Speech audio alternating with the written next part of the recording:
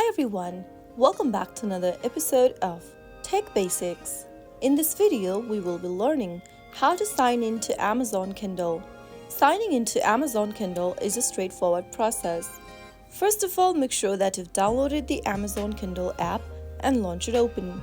Once you open up the application, go to the sign in area and then enter your email address or your phone number associated with your Amazon.com account.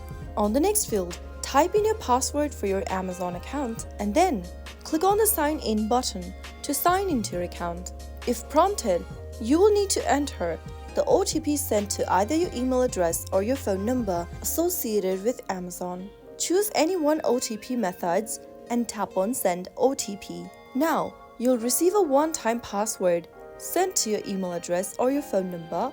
Enter the OTP as soon as you receive it. Copy the OTP that you received and paste it inside the Enter OTP text box. Click on Continue. As soon as you do that, you will be able to sign into your Amazon Kindle account. You will now have access to your Kindle library where you can see all the books you've purchased or downloaded from Amazon.